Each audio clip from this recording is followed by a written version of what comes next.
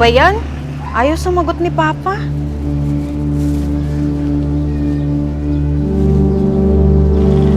Tagal ni Papa, nagugutom na ako.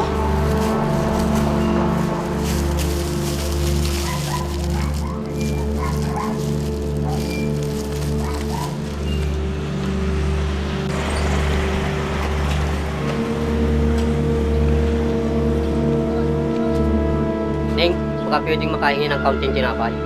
Ay, sige po. Ay. Nahulog.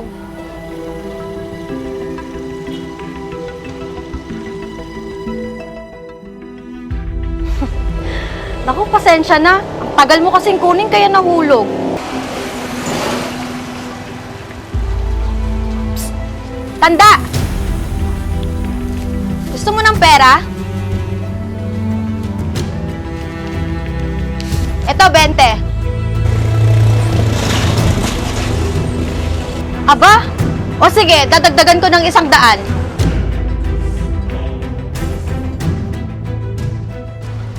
Oops, teka muna, sa isang kondisyon.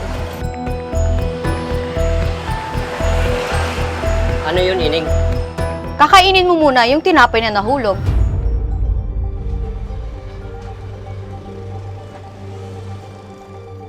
Kahit konti lang. Sige ka, ikaw bahala. Marami pa namang mabibili tong perang to.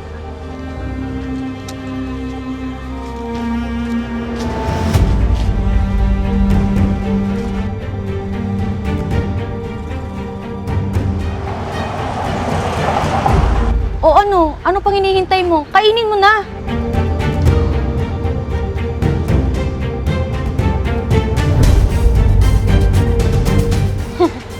Uto-uto ka talagang matanda ka.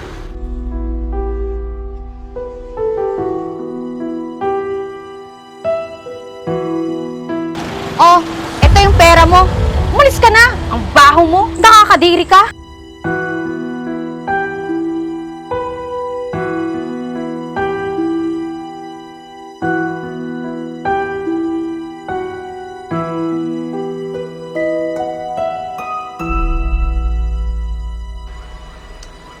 Ay naku, ang tagal naman nun.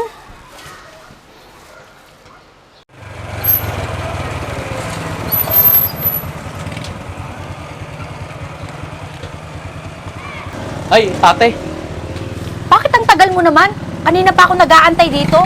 Ay, pasensya na po ate. Nasiraan po kasi ako ng sasakyan eh. Kaya nanghiram muna ako ng tricycle para mapuntahan kayo dito. Ang tagal mo na nga dumating, tapos yan pa yung pangsusundo mo sa akin? Pasensya na po talaga ate. O sige na, umalis na tayo at ang init-init na. Sige po.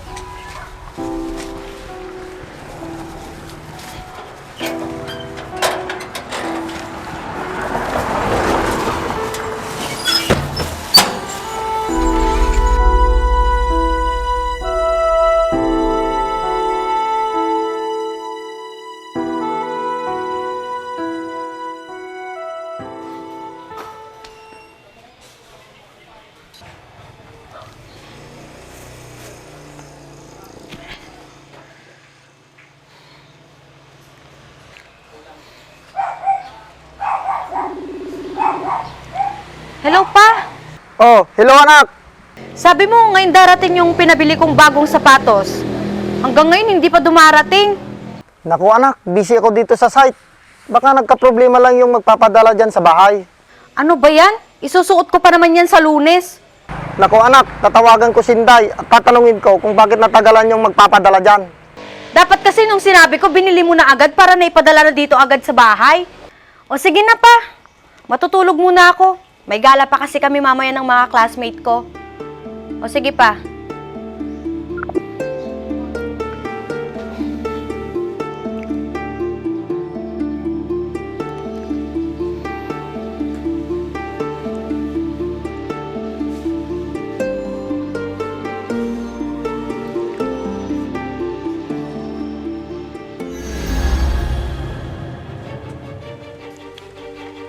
Teka, asan ako?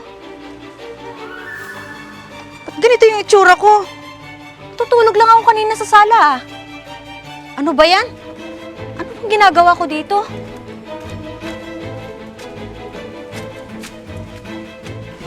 Hoy, ikaw! Buksan mo nga tong gate! Bakit po, miss? Anong kailangan nyo? Anong kailangan? Papasukin mo ako? Teka lang, miss, pero hindi kita kilala. Anong pinagsasabi mong hindi mo ako kilala?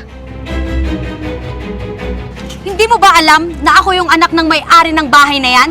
Bako, sa iba ka nila manggulo. Marami pa akong ginagawa. Hoy, Jay! Bumalik ka dito! Pagbuksan mo ako ng gate! Susumbong kita kay Papa! Ano ba yan? Ano bang nangyayari? Bakit hindi niya ako nakikilala?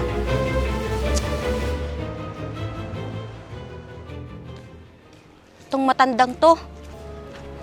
Hoy, tanda! May kinalaman ka ba sa nangyari sa akin? Hoy!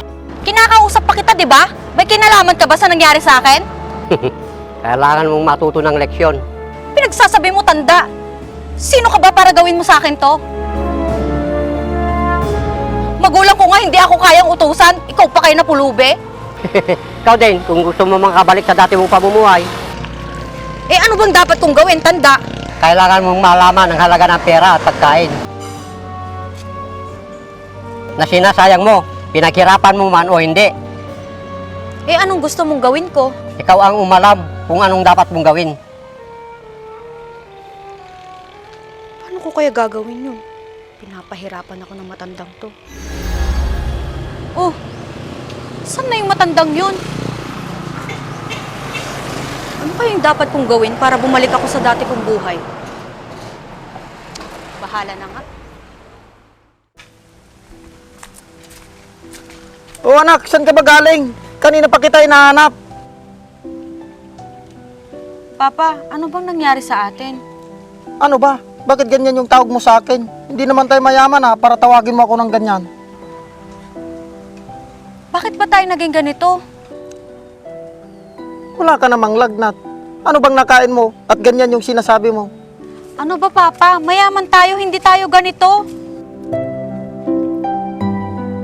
May sasakyan at bahay tayo, di ba? Hindi yung ganito. Ang dungis-dungis natin, tas ang baho pa natin. Ay, naku anak. Kumain ka na nga lang doon. May dala kong tinapay, yung paborito mo, para may masmasang ka. Ano ba, Tay? Gumising ka. Hindi tayo mahirap, mayaman tayo. Hay, naku anak.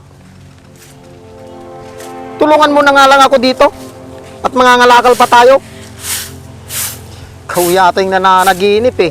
Ano ba, Tay? Ano bang nangyayari? Gumising ka. Bahala ka na nga dyan. Anak, bumalik ka dito!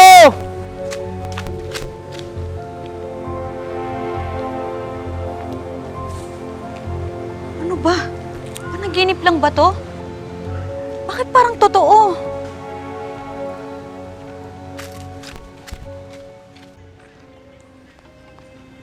Ano ba yan? Nagugutom na ako. Wala naman akong perang pambili ng pagkain.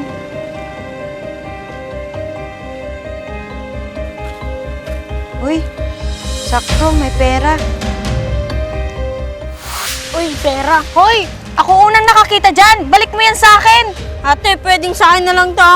Hindi pwede! Nagugutom na ako! Pambili ko yan ng pagkain! Ate, di pa po kasi kami kumakain ng nanay ko. Di pa po kasi kami kumakain simula kahapon. Hindi ko na problema yon. Ako nga, hindi pa nga ako kumakain simula kahapon eh. Sige po ate, sa inyo na po to. Kasi parang nagugutom na po kayo kaysa sa amin ni nanay. Sige po ate.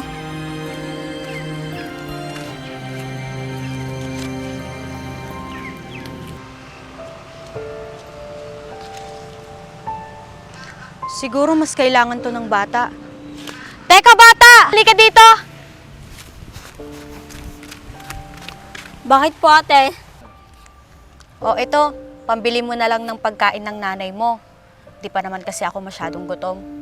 Sige ate, malaking tulong na to para sa amin ni nanay. Sige, ingat ka. Sige po ate, kaya din po.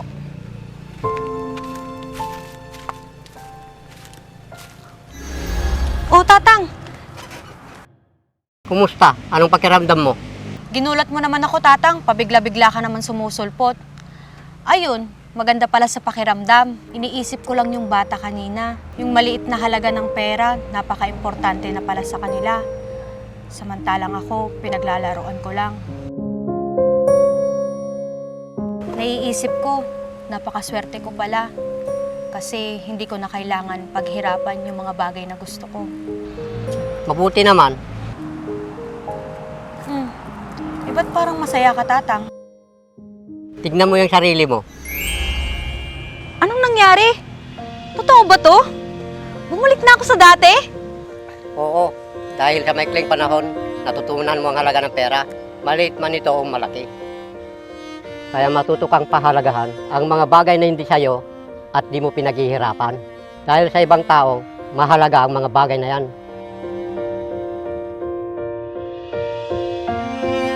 Katulad ng pagkain na di mo dapat kailangan sayangin. Opo, Tatang. At perang pinaghirapan na dapat ipunin. Maraming salamat, Tatang. Dahil sa ginawa mo, namulat po ako. O sige, Iha, baka hinahanap ka na ng papa mo. Sige po.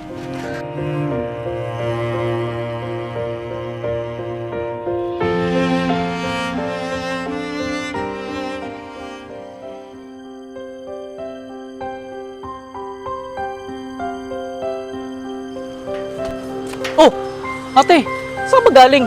Kanina ka pa hinahanap ng papa mo. Basta mahabang kwento. Asan ba si Papa? Andito po, pasok po. Nandiyan po si papa niyo sa loob.